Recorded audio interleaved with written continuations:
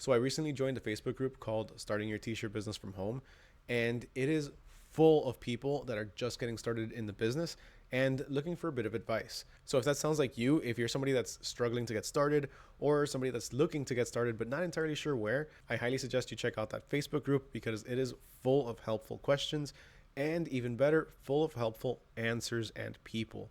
It's not like some other Facebook groups that I've been on where it's just pure spam. This one really has a lot of people with the same mindset, the same goal, and just overall people that are really trying to grow. So again, I highly suggest you check out that Facebook group, especially if you have a few different questions. But because of that group, I actually got a video idea and I asked them, what are a few of the most common questions that you have?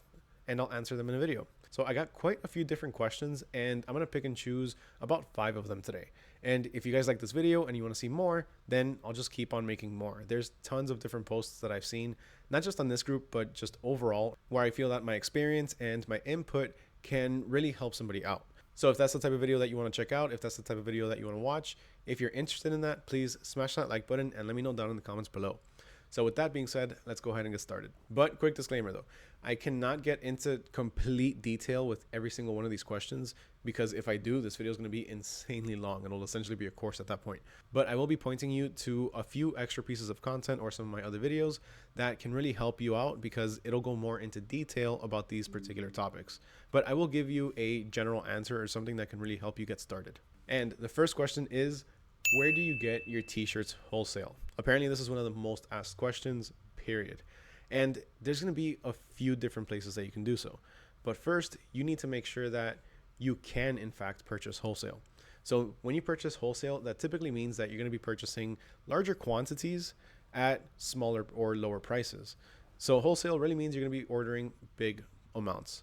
Now, if you're looking for wholesale pricing, then that's something else. If you're looking for actual wholesale, chances are you're going to have to go to a manufacturer directly, which you can find some on Alibaba or even AliExpress.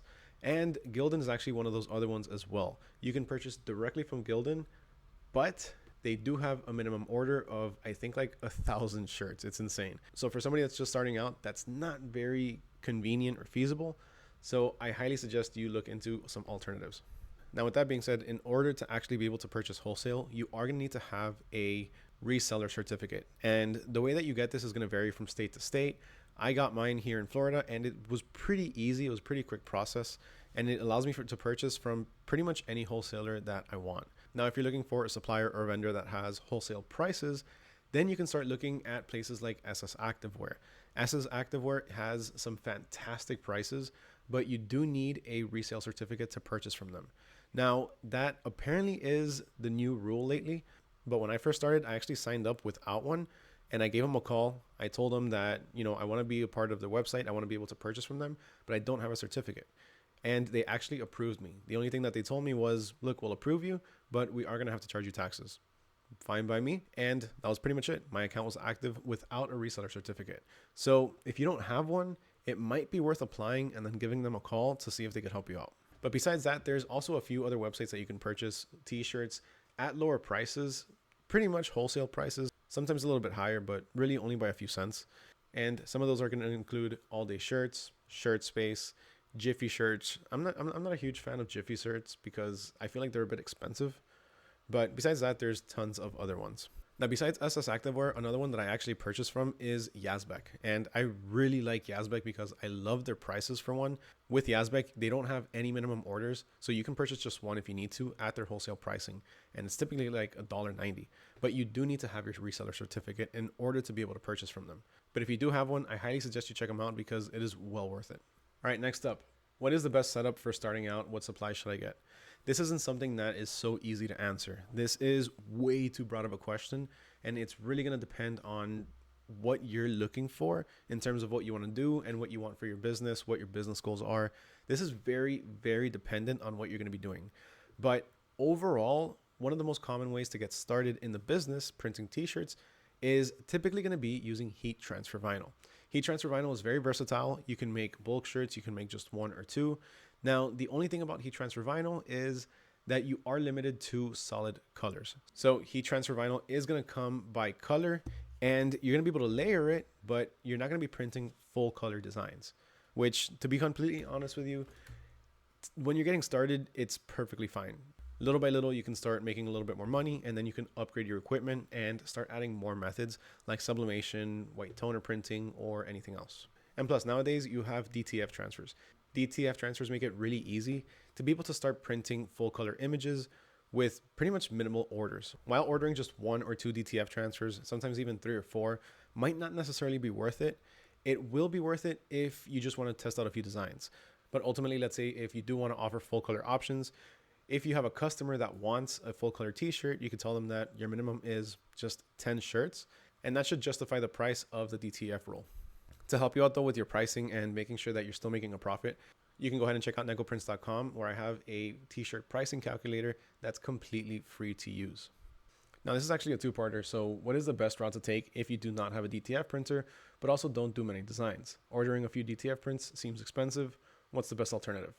Ordering just a few DTF prints is going to be a little bit expensive, but honestly, if you're not looking to spend a lot of money up front, that's going to be your best bet. There's not really going to be too much of an alternative unless you have an inkjet printer where you can purchase inkjet transfer paper and print out your full color designs that way. But if you do that, you have to remember that you're always going to have that white border, and it's pretty much going to be like printing on a sheet of paper where you're going to have the excess white. But if you do start off with heat transfer vinyl and you have a vinyl cutter, you can actually cut off that excess. So to get started, that could be something that could help you out. But personally, I'm not a huge fan of using inkjet transfer paper because it's not really meant for t-shirts. It's not meant for washing. So eventually it is going to fade and it is going to crack. But if you're just getting started, if you're just going to do a couple of designs, full color, that could work for you. And then if you start to do a little bit more, if you have a bigger order, then you can switch to something like DTF. And then if you have something even more than that, like let's say you have 25 or 30 of the same design, then you can go into screen print transfers. All right, next, I need to make about 40 t-shirts, orange and white logo. Should I do DTF, which I use all the time, or screen print transfers? I'll be using dark Bella canvas t-shirts. So in this case, it's not really going to matter what t-shirts you're using because DTF and screen print transfers will work for both polyester and full cotton shirts. Now, as far as which method you should use, this is really going to be dependent on the design itself. If you can fit everything in a gang sheet for a DTF and it'll come out cheaper than printing 40 two-color screen print transfers, then DTF is going to be the way to go. But if it's a lot more than that, if you do have to get a bigger roll, the price is going to increase, then it might not be worth it. Go ahead and check out the screen print transfers because with screen print transfers, you also get breaks when you start to order more. So again, something like this, it's another one of those questions that's very specific and it's going to really depend on your job and what you currently have at the time. So always remember this, price it with DTF, structure everything as if you were to place an order with a DTF printer or with your DTF printer and price it that way. Then do the same thing for screen print transfers. Price it the same way that you normally would with screen print transfers and see which method is going to be more profitable for you. Now, next up we have, how do you store your products? I have seen that one asked 4 times in the last few days. Well, this is really going to depend on your product. Like, what product are you talking about? Are we talking about tumblers? Are we talking about mugs? Are we talking about t-shirts? Products that are already printed, products that are not yet to be printed. If we're just, storing raw materials, this is really going to be dependent on what you're trying to store. But overall, just get shelving. If you get metal shelvings like these or plastic ones like these and a few plastic drawers, that should help you out to get by. That's pretty much what I use. But I have seen people use some closets, like those external closets that you build. People use that as well. So honestly, just whatever fits in your room. See what you can fit in your room or wherever it is that you're going to be storing your products at. That's also another thing that's going to factor into this. Where are you going to be storing it? How much space do you have? Now, if we're talking about things like screen print transfers, then typically you can store these just in any drawer. That's what I do. Because if I keep them, let's say on a shelf or something, sometimes they just fall over. So I'll just keep them in a drawer. And then there's also another question on here that has a lot of different topics, but I'm going to choose one of them, which is really the one that stands out to me the most and the one that I've seen a lot of confusion in. And that is the legality of the t-shirts that you're selling. So this is something that you need to be very, very, very careful with. A lot of people think I'm not going to get caught. I can sell whatever I want. I can sell branded things. I can sell Nike on a shirt if I wanted to, and nobody's really going to tell me anything. I'm in a small business. I kind of fly under the radar. Wrong. You are 100% dead wrong. Let me tell you that I've seen quite a few cases, and I know one person in particular that has had some pretty deep legal issues. So one of my t-shirt printer friends over in California actually got caught selling NBA t-shirts. It was a sting operation. It was a huge thing. If you want to check that video out, I'll drop it down in the description below. But overall, he ended up getting sued, and he got sued like it was bad. He really needed a lawyer for that one. But then besides that, there's also a story about that lady that was selling the Luke, I think it was the Luke Combs tumblers, that she ended up getting sued also by the company, not by Luke Combs himself, but you know, by the people that own the rights to those tumblers or to his name. And me myself, I've actually gotten suspended from Etsy because of copyright infringement. So if you're selling anything that has any copyrighted or trademarked or already established brand, anything that has Mickey, anything that has Nike, anything that has Apple, anything that can be recognized as a brand, anything you see on TV, don't sell it.